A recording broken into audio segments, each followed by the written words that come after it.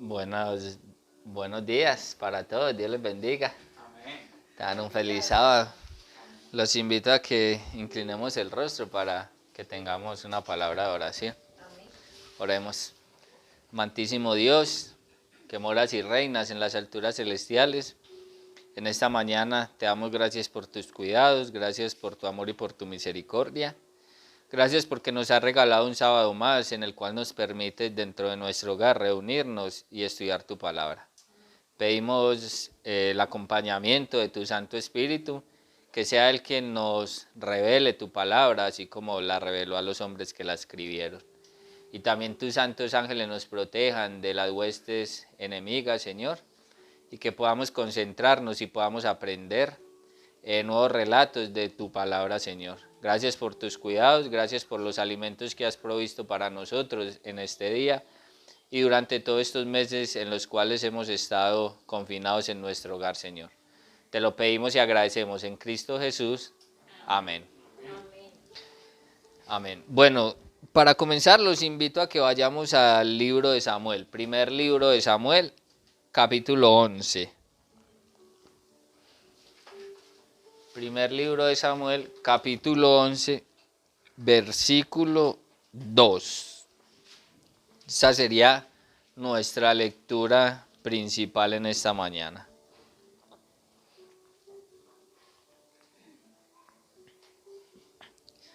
Dice así: Naas amonita respondió: con esta condición haré alianza con vosotros, que quite a cada uno de vosotros el ojo derecho y ponga esta afrenta sobre Israel. Bueno, empezamos aquí con esta historia en la cual el rey de los amonitas le pide al pueblo de Israel, a una de las tribus de Israel, que para poder hacer alianza con ellos, ¿qué deben hacer? Quitarse el ojo derecho.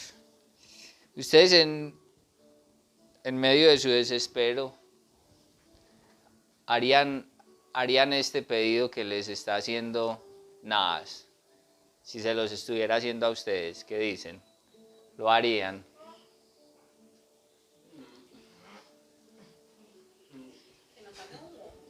Oye, nuestros días, yo no sé. El ojo derecho, ¿cierto? Vamos a ver quiénes fueron los amonitas. Vamos a Génesis 19:38.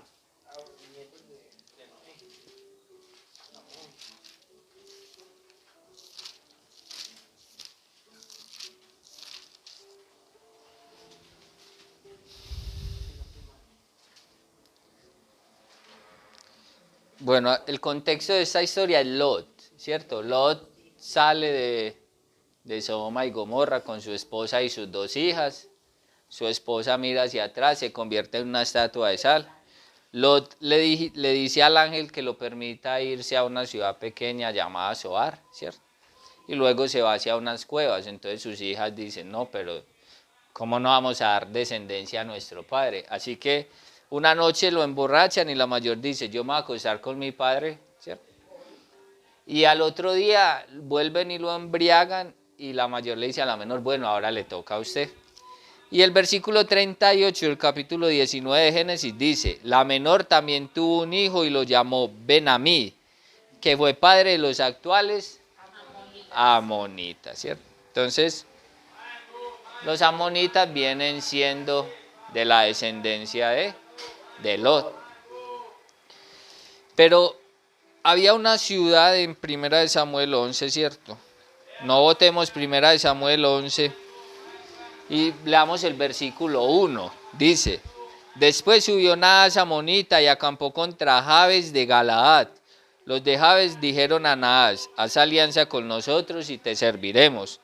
Naas amonita respondió: con esta condición haré alianza con vosotros, que quite a cada uno de vosotros el ojo derecho y ponga esta afrenta sobre Israel.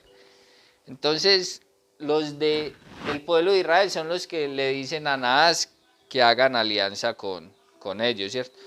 En ese momento el pueblo de Israel todavía no tenía rey. había sido acabado de nombrar Saúl como rey de Israel, ¿cierto? Recordamos que Saúl fue el primer rey que hubo sobre Israel. A días había sido acabado de nombrar, así que no había tenido su primera batalla, ¿cierto?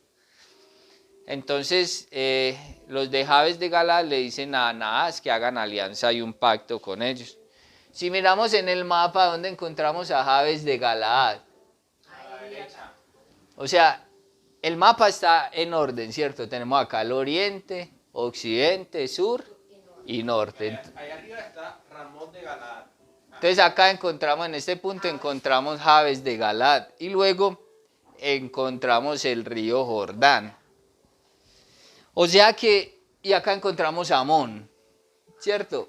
Amón, para pasar a estas 2,5 tribus no encontraba ningún obstáculo, ¿cierto? Si miramos el río Jordán, era un obstáculo para pasar hacia las otras 10,5 tribus. Pero entonces, ¿por qué 2,5 tribus quedaron al otro lado del Jordán, al este, ¿cierto? ¿Por qué?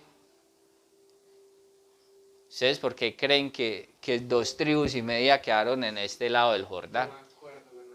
Vamos a Números 32, sin votar Primera de Samuel 11.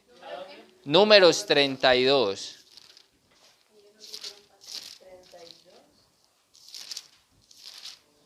Números capítulo 32.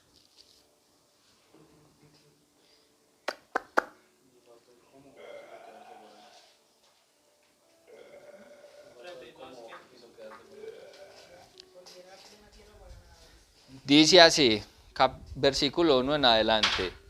Los rubenitas y los gaditas tenían una inmensa cantidad de ganado y vieron que la tierra de Jazer y Galaad era propia para ganado. Así fueron a Moisés, al sacerdote Eleazar y a los príncipes de la congregación y les dijeron: Atarot, Dibón, Jazer, Nin, Rasbón, Eleale, Sabán, Nebo y Beón. La tierra que el Señor hirió ante Israel es tierra de ganado y tus siervos tienen mucho ganado. Y agregaron: si hallamos gracia en tus ojos, dese esa tierra a tus siervos en herencia y no nos hagas pasar el Jordán. Moisés respondió a los gaditas y rubenitas: ¿irán vuestros hermanos a la guerra y vosotros os quedaréis aquí?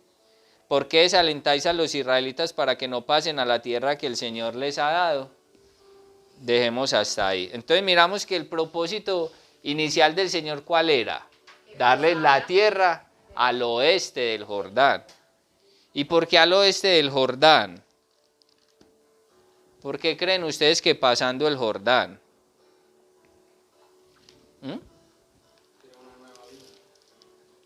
Una nueva vida. ¿Qué más? Pasar por el río era como pasar pasar por un bautismo. A ver, ¿quién más?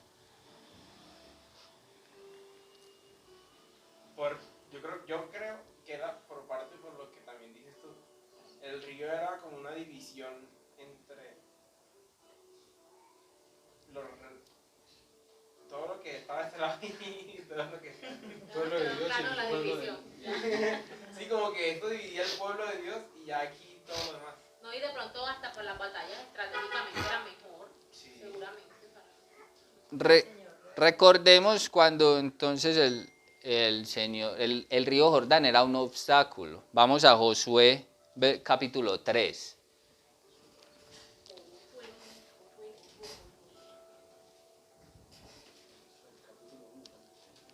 Josué 3.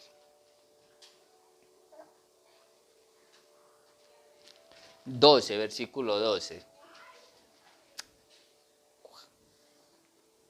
Dice así, ¿todos lo tenemos? Amén. Dice: elegid ahora 12 hombres de las tribus de Israel, uno de cada tribu, y cuando los sacerdotes que llevan el arca del pacto del Señor, Dios de toda la tierra, pisen el agua del Jordán, el agua se partirá, porque el agua que viene de arriba se detendrá en un montón. El pueblo partió de sus tiendas para pasar el Jordán, con los sacerdotes al frente con el arca del pacto. El Jordán suele desbordar durante la siega, sin embargo, cuando los portadores del arca entraron en el Jordán, así como sus pies se mojaron a la orilla del agua, El agua que venía de arriba se detuvo en un montón, bien lejos de la ciudad de Adán, que está junto a Zaretán, y el agua que descendía al mar de los llanos, al mar salado, se acabó, y el Jordán quedó dividido. Entonces el pueblo pasó en dirección a Jericó, ¿cierto? Entonces miramos que para Israel cruzar el Jordán, el Señor tuvo que hacer un milagro. ¿Qué fue? Parar las aguas que venían de arriba y ya lo que había hacia abajo se secó, ¿cierto? Y ellos pudieron pasar en seco. Así que pasaba lo mismo para los enemigos que quisieran pasar el Jordán. Era un obstáculo. Miremos qué nos dice Patriarcas y Profetas, el capítulo 44. Dice: los israelitas seguían acampados en la margen oriental del Jordán, y este río presentaba la primera barrera para la ocupación de Canaán. Levántate, había sido el primer mensaje de Dios a Josué, y pasa este Jordán, tú y todo este pueblo, a la tierra que yo les doy a los hijos de Israel. No se les dio ninguna instrucción acerca de cómo habían de cruzar el río. Josué sabía, sin embargo, que el Señor haría posible para su pueblo la ejecución de cualquier cosa por él ordenada. Y con esta fe el intrépido caudillo inició inmediatamente los arreglos pertinentes para avanzar. Entonces, como lo dicen en Patriarcas y Profetas capítulo 44, ¿qué representaba el Jordán? Una prueba, un obstáculo, ¿cierto? Así que no era fácil pasarlo. El pueblo de Israel contaba con Dios, ¿cierto? El pueblo enemigo, al cruzarlo, no iba a tener esa facilidad. Así que, digamos que si el pueblo enemigo venía contra ellos en guerra, al cruzar el Jordán, iba a dar un poco más de tiempo de que el pueblo de Israel se preparara, ¿cierto? Si venían así de imprevisto, los centinelas, hay movimiento en el río, entonces podían prepararse, ¿cierto? Pero al ellos no tener el río Jordán como un obstáculo, pues era más fácil atacar desde Amón a todos los que se encontraban acá, en este caso Jabes de Galaad. Volvemos a 1 Samuel 11, ¿cierto? Y ya nos vamos a quedar prácticamente ahí en este capítulo. ¿Por qué Amón le pide el ojo derecho para hacer alianza? A ver, ¿qué creen ustedes? Porque no quería simplemente. O sea, era como que yo te pongo algo difícil como para que no lo haga. Total. Como mochate una mano, pues. Somos amigos, mochate una mano. Bueno, resulta que los hombres de guerra, el escudo llegaba a taparles el ojo derecho. Exactamente. El ojo izquierdo, entonces solo les quedaba un ojo para ver y defenderse. Entonces, si ellos se quitaban el ojo derecho, que era lo que quería Amón con los guerreros,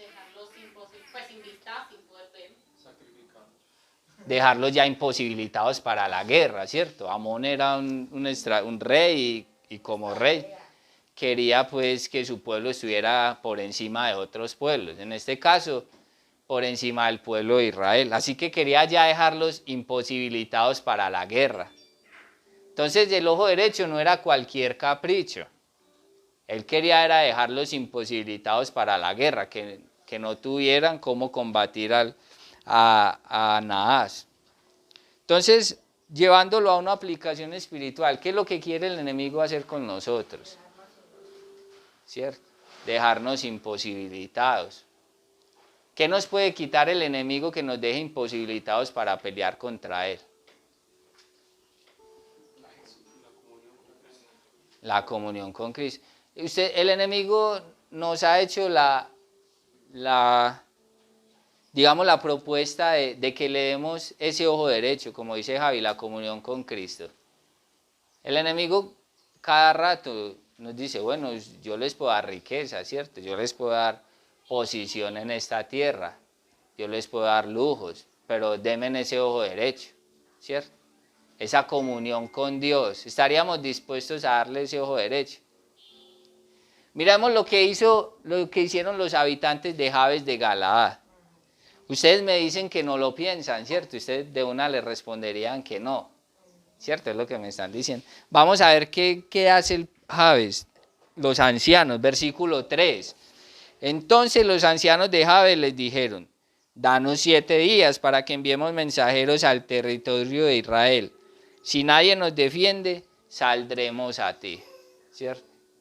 Entonces, Lo que dice saldremos a ti es salir a pelear, o salir a hacer la alianza. Si nadie nos defiende, entonces saldremos a ti a hacer la alianza, ¿cierto? Entonces, ¿qué pasa con los ancianos? Ellos pues lo piensan, ¿cierto? Lo meditan. Vamos a mirar qué podemos hacer por este lado, pues, y si no, pues, si pasados 7 días vamos a salir y vamos a hacer la alianza con usted y vamos a hacer lo que usted nos dijo, vamos a darle nuestro ojo derecho. Al enemigo nosotros no podemos darle tiempo, ¿cierto? No, un pecadito y seguir alimentándolo y seguir alimentándolo. Al enemigo no podemos darle, exactamente, al enemigo debemos decirle que no. Y no ir a ver quién nos puede ayudar. Nosotros sabemos quién es el único que nos puede ayudar, ¿cierto? ¿Quién es? Cristo Jesús es nuestro socorro. Versículo 4. Al llegar los mensajeros a Gabaa de Saúl, dijeron estas palabras en oídos del pueblo, y el pueblo lloró en alta voz. En ese momento Saúl volvía del campo de trabajar con los bueyes y preguntó, ¿qué tiene el pueblo que llorar? Y le contaron las palabras de los hombres de Jabes. Al oír estas palabras, el Espíritu de Dios vino sobre Saúl con poder y se encendió su ira en gran manera. Tomó un par de bueyes y los cortó en piezas y las envió por todo Israel por medio de mensajeros que dijeron, así se hará con los bueyes del que no salga en pos de Saúl y de Samuel. Y el temor del Señor cayó sobre el pueblo y salieron como un solo hombre. Los contó en Besec y los israelitas eran 300,000 y 30,000 de Judá. Y respondieron a los mensajeros que habían venido, así diréis a los de Jabes de Galaad, mañana al calentar el sol seréis librados. Los mensajeros se fueron, avisaron a los de Jabes que se alegraron. Y los de Jabes dijeron a los amonitas, mañana saldremos a vosotros para que nos hagáis lo que bien os parezca. Al día siguiente Saúl dispuso el pueblo en 3 escuadrones y entraron en el campamento amonita a la vigilia de la mañana y los hirieron hasta que calentó el día. Los que escaparon fueron tan dispersos que no quedaron 2 juntos. Entonces, miramos qué fue lo que sucedió, ¿cierto? Saúl pues ya estaba ya cumpliendo sus obligaciones como rey, ¿cierto? Y una de ellas era la batalla y defender todo el territorio de Israel. Al enemigo, como les decía anteriormente, no debemos darle tiempo, no debemos darle espacio. Si nosotros estamos con Dios, debemos alejarnos del enemigo. Miremos uno de los temores que tenía Josué acerca y Moisés de que ellos hubiesen elegido esta parte del Jordán, ¿cierto? El este del Jordán. Ya les voy a leer.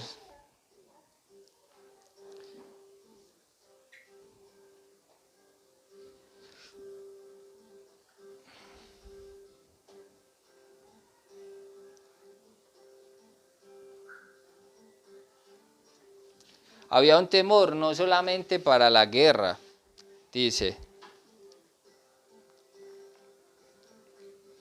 2 de las tribus de Israel, Gad y Rubén, con la mitad de la tribu de Manasés, habían recibido su heredad antes de cruzar el Jordán, ¿cierto? Ellos le hicieron ese pedido a Moisés. Moisés les dice, pero ustedes cómo se van a quedar acá mientras sus hermanos pasan el Jordán y pelean por lo que es de ellos. Entonces ellos le dicen, no, nosotros vamos acá a armar los establos, ¿cierto? Para el ganado, vamos a dejar como a las mujeres y a los niños y vamos a pasar con nuestros hermanos hasta que ellos reciban su heredad tal como la recibimos nosotros. Para un pueblo de pastores, las anchas llanuras de las tierras altas y valiosos bosques de Galaad y de Basán, que ofrecían extensos campos de pastoreo para sus rebaños y manadas, tenían atractivos que no podían encontrarse en la propia tierra de Canaán, ¿cierto? Ellos quizás pusieron por encima ¿qué? ¿Cierto?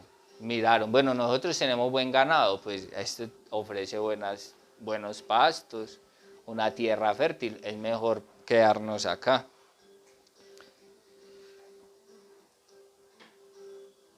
Cuando las 10 tribus entraron a Canaán, 40.000 de los hijos de Rubén y los de Gad y la media tribu de Manasés, armados, listos para la guerra, pasaron hacia la llanura de Jericó delante de Jehová. Así que ellos le cumplieron ya pues Moisés no estaba, pero ellos cumplieron la promesa que habían hecho. Pero la parte importante que quiero que escuchemos es esta. Dice, iban a morar ahora a cierta distancia del santuario del Señor. Entonces, ¿dónde estaba el santuario del Señor? ¿Cuál había sido la tribu designada para que morara el santuario del Señor en ese lugar? Judá, ¿cierto? Judá estaba en este lado, está bajito, ¿cierto? Abajito de Efraín. Entonces ellos iban a quedar, ellos podían decir, no, es que recordemos que cada año ellos debían ir ¿hacia dónde? Hacia Judá, a una de las 3 fiestas anuales que tenían como pueblo. Ellos podían decir, ay, qué pereza cruzar el río, caminar toda esa distancia. Podemos armar ¿qué? Acá nuestro santuario, ¿cierto? Podemos armar nuestro santuario. Dice, iban a morar ahora a cierta distancia del santuario del Señor, y Josué presenció su partida con corazón acongojado, pues sabía cuán fuertemente tentados se verían en su vida aislada y nómada a adoptar las costumbres de las tribus paganas que moraban en sus fronteras, ¿cierto? Entonces, miramos que cuál era, a pesar de, o también porque quedaban expuestos a sus enemigos, también quedaban expuestos espiritualmente a las costumbres de Amón que los rodeaba por este lado, ¿cierto? Y eso no era lo que quería el Señor desde el principio, y era lo que miraba Josué con congoja, como dice el capítulo 48 del Patriarcas y Profetas, que fue donde les acabé de leer. Entonces, más que quedaran expuestos ante los ejércitos de los enemigos, la preocupación era que podían adquirir las costumbres de los pueblos enemigos, las costumbres de los paganos. Y eso al final del tiempo fue lo que sucedió.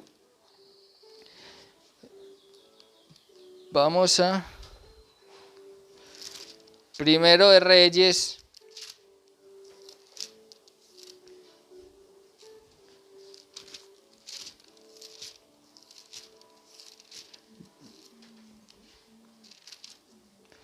Primero de Reyes, capítulo 12,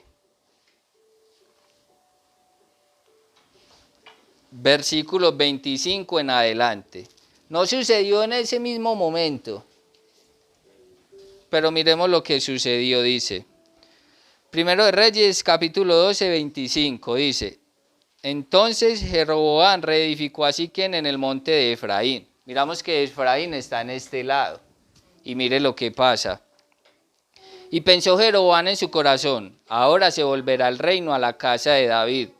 Si este pueblo sube a sacrificar a la casa del Señor en Jerusalén, o sea en Judá, el corazón del pueblo se convertirá a su señor Roboam, rey de Judá. Entonces aquí ya el pueblo de Israel se había dividido en dos. Roboam fue el hijo de Salomón, ¿cierto? Me matarán a mí y se volverán a Roboam, rey de Judá. Y habiendo tenido consejo, el rey hizo 2 becerros de oro y dijo al pueblo, bastante habéis subido a Jerusalén, aquí están tus dioses, Israel, que te hicieron subir de Egipto.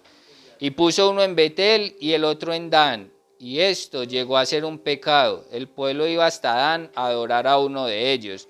Hizo también santuarios paganos y designó sacerdotes del pueblo que no eran levitas. Entonces Jeroboam instituyó fiesta en el mes 8º a los 15 del mes, igual que la fiesta que se celebraba en Judá, y sacrificó sobre el altar. Así hizo en Betel y ofreció sacrificios a los becerros que había hecho. Ordenó también en Betel sacerdotes para los lugares altos que él había fabricado.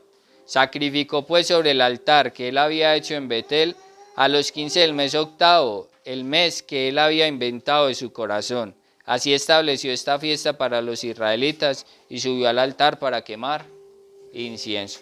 Entonces lo que hizo Jeroboam era lo que se temía, lo que temía Dios y lo que temía Josué con estas 2 tribus y media. Miramos que Jeroboam lo hizo acá en Efraín, en Betel, ¿cierto? No necesitó estar al otro lado del río para hacerlo. Estaba quizás más cerca de Jerusalén, pero él decidió hacerlo de su corazón, ¿cierto? Lo que su corazón le dijo. Entonces, al final del tiempo, el temor de Josué y el temor de Dios se cumplió, ¿cierto? Que el pueblo se descarrió y siguió su corazón, se contagió de las costumbres paganas. Entonces la invitación es mantenernos firmes al Señor, ¿cierto? El enemigo cada rato nos está pidiendo nuestro ojo derecho. El enemigo cada rato nos está pidiendo que sacrifiquemos nuestra relación con Dios y que Él también nos va a dar quizás lo que muchos de nosotros anhelamos, una casa, ¿cierto? No vivir en arriendo, un carro, qué pereza montar en metro o en bus, ¿cierto? O una moto, ¿cierto?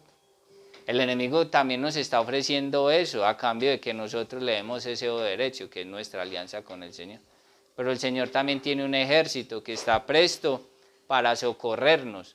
Así como Saúl y sus soldados estuvieron prestos para socorrer a los de Jabes de Galaad, el Señor con su hueste de ángeles está presto para socorrernos ante las acechanzas del enemigo.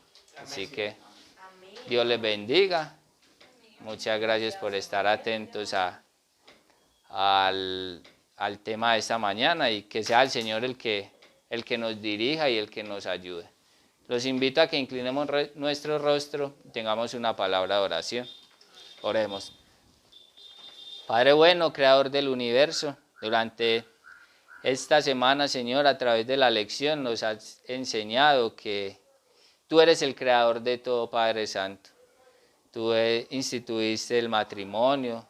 El sábado es una institución divina, Señor, y la cual nosotros debemos respetar y guardar. Aquí nos encontramos, Señor, en tu día santo, queriendo encontrarnos contigo, Padre Santo, queriendo que tú seas nuestro director.